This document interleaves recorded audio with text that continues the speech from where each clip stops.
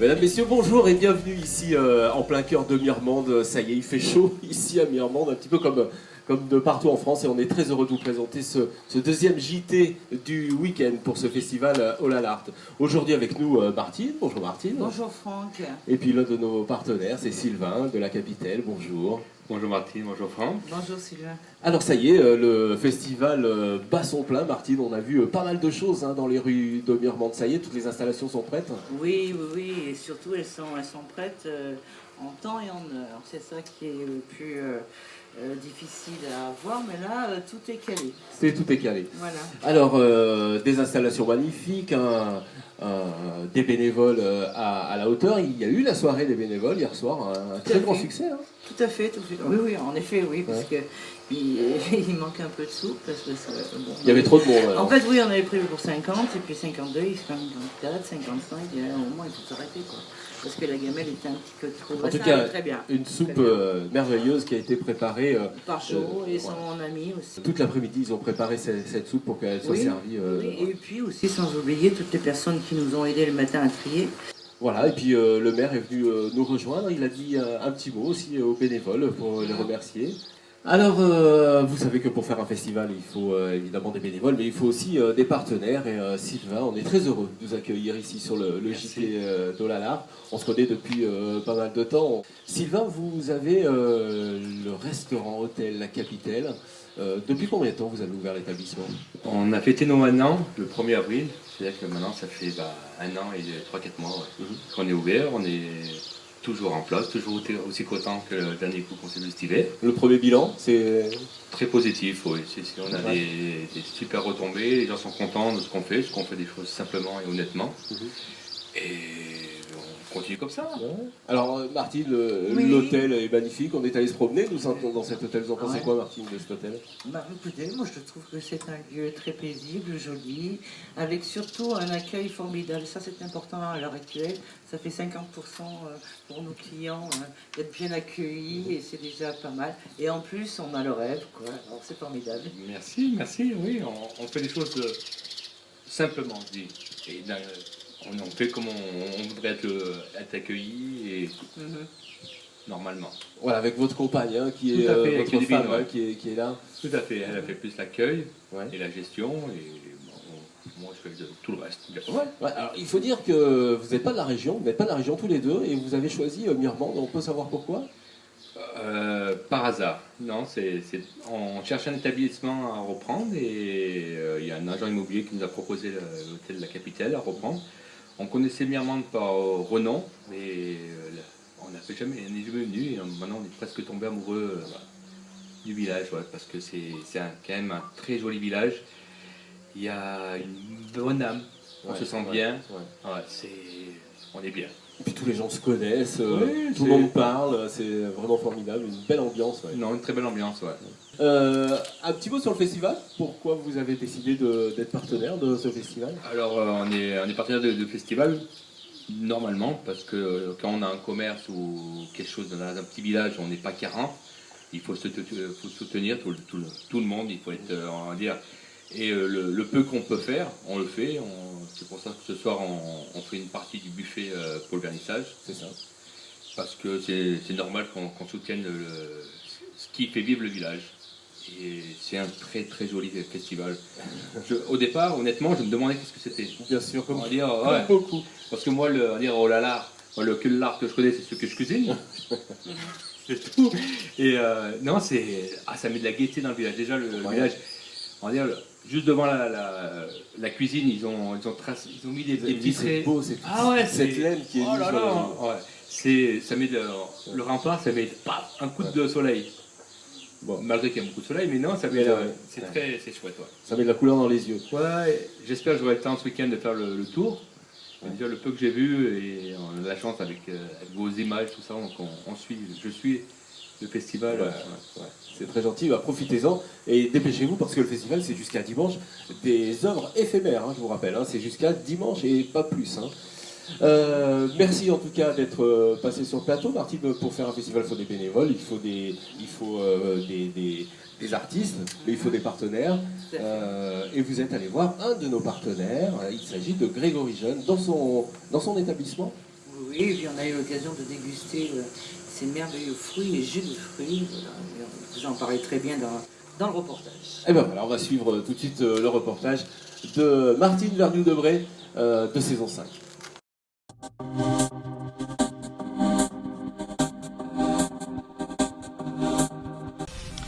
En effet, Franck, je me retrouve à Mirmande en compagnie de Grégory Jeune. Bonjour. Alors, on est dans une institution, c'est-à-dire à Mirmande Fruits. Une institution puisque ça a commencé il y a longtemps, cette exploitation. Oui, je suis la 4e génération de producteurs de la famille en fait. C'est mon arrière-grand-père qui a commencé dans les années 40 à produire des pêchers. D'accord. Voilà.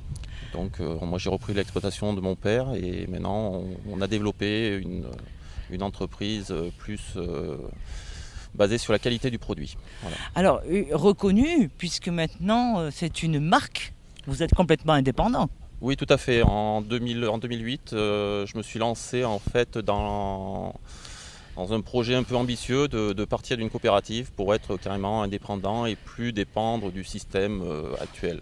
Voilà, donc on a créé une marque, il a fallu trouver des clients et se lancer un peu à l'aventure. Quel est le retour en fait de cette décision d'avoir la marque? Est-ce que ça vous apporte plus d'indépendance, moins d'intermédiaires, je suppose? Voilà, tout à fait. On court-circuite quand même pas mal de gens et on travaille directement avec le client.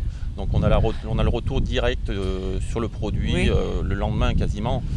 Et comme on part sur une démarche vraiment qualité du produit, donc le lendemain le client nous dit si le produit est bien et on a même des fois des coups de fil de clients de magasins qui nous appellent pour nous dire qu'ils ont trouvé des produits qui sont très très bons et qu'ils ne trouvent pas de partout. C'est la meilleure des récompenses. Voilà, tout à fait. Alors quels fruits vous avez dans votre exploitation? Donc on travaille de la cerise, de l'abricot, de la pêche nectarine et du kiwi également.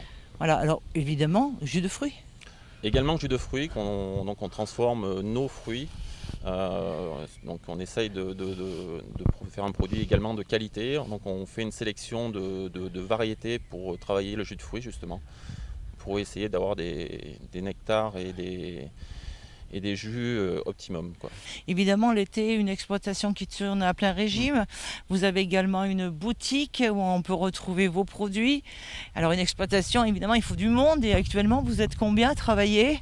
Au maximum de personnes qu'on peut embaucher, entre 50 et 60 personnes. Voilà. D'accord. Vraiment. Et votre boutique, je crois, est fermée l'hiver, voilà, c'est ça? La boutique ouvre en fait de juin à mi-septembre, en fait, quand on a les produits d'été, on va dire. Parce que c'est la période la plus touristique du village en fait. Et les gens aiment bien venir chercher leurs fruits à maturité. C'est ouvert tous les jours pratiquement? C'est ouvert du lundi au samedi matin, de 9h à midi et de 14h à 18h. Et le samedi matin de 9h à midi. Alors Grégory, on doit également vous parler du festival Olalart puisque vous êtes un de nos partenaires. Alors pourquoi cette aide envers ce festival? Étant un Mirmandais de souche, il me semble tout naturel, il y a une entreprise, de participer à l'effort de la commune. C'est encourageant de voir le développement qu'il y a à l'heure actuelle, de l'investissement pour la culture et de voir enfin ce village qui bouge, c'est très bien.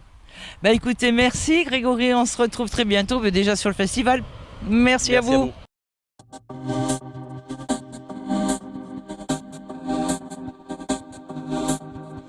Voilà, de retour sur le plateau du JT Olalart ici à Mirmande, en plein centre de Mirmande. Et vous savez qu'on a associé le festival avec des poètes. Et justement, c'est Michael Saint-Honoré qui vient nous rejoindre, qui nous a amené, Martine, pas mal de poètes ici dans les rues de Mirmande. Michael, il y a combien de poètes en ce moment? Alors il y a plus d'une dizaine de poètes pour ce festival, hein. Donc cette première édition a suscité beaucoup d'intérêt, de curiosité. D'abord pour le cadre, parce que Mirmande c'est un excellent cadre, surtout dans ce type de déambulation poétique. Donc forcément du nombre, des poètes motivés, des poètes qui veulent partager un peu leur écriture, et ça c'est très bien. Alors Martine, en fait, je vais vous dire, c'est Martine qui a eu l'idée d'associer l'art contemporain avec les poètes, et je pense que c'est une super idée. Ça vous est venu comment, Martine, cette idée alors? Parce que j'avais envie de rêver, Ouais. encore plus. Ouais. Et j'ai trouvé que voilà, c'était une partie de rêve. D'ailleurs, ça a été repris, ça va être repris d'ailleurs dans les écoles. Puisque je crois, c'est ça, hein, les écoles d'art vont intégrer une partie oui, de c'est poésie. quelque chose qui Donc, se fait souvent. hein, vous voyez comme quoi on est en avance à Mirmonde. Hein.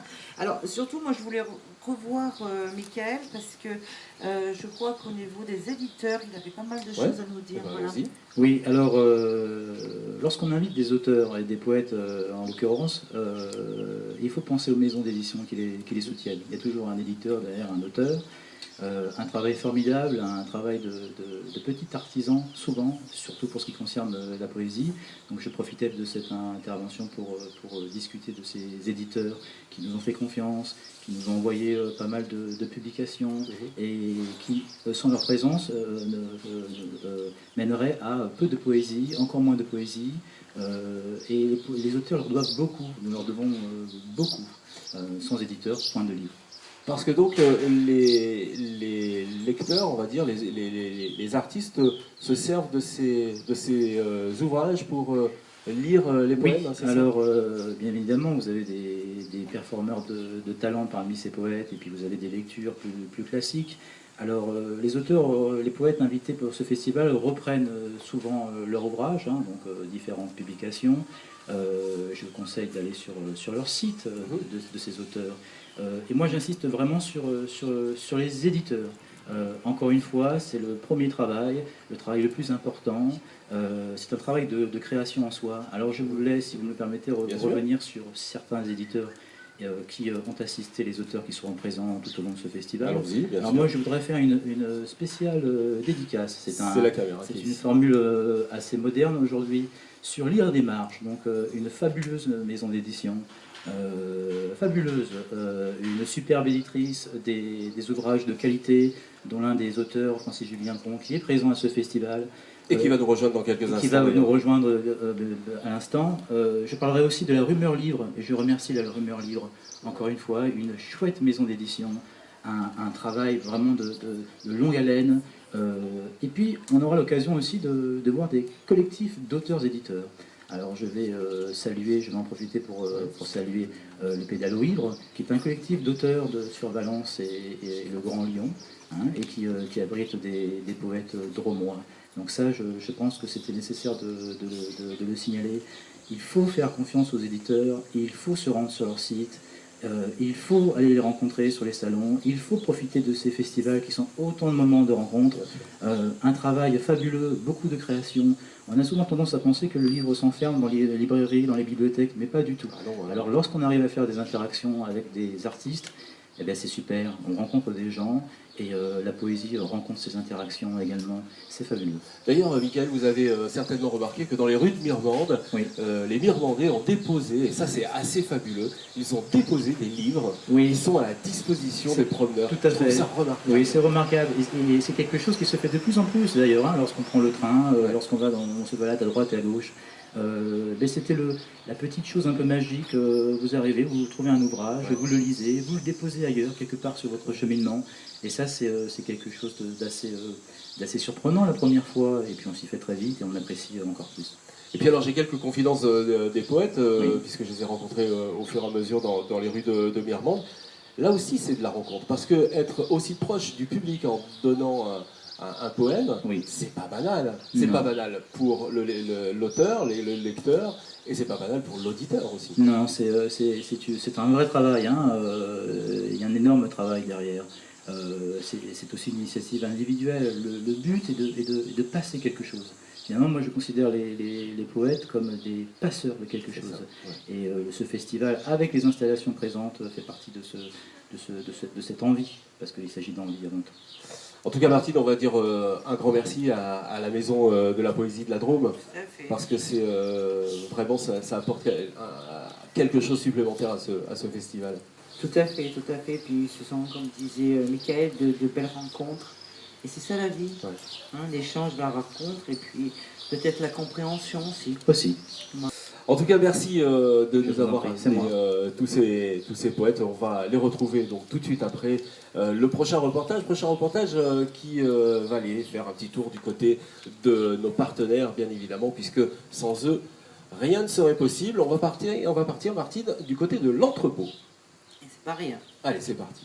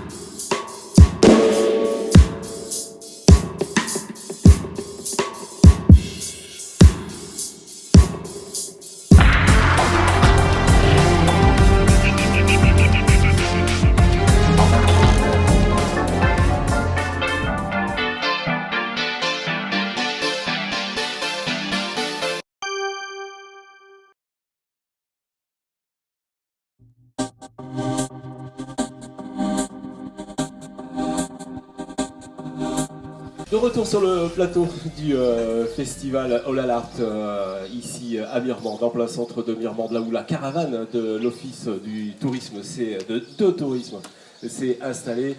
Le temps de refaire l'agence ici donc à Mirmande. Donc n'hésitez pas à passer les voir, évidemment, ils vous donneront, Clémence vous donnera tous les renseignements de Mirmande et autour de Mirmande.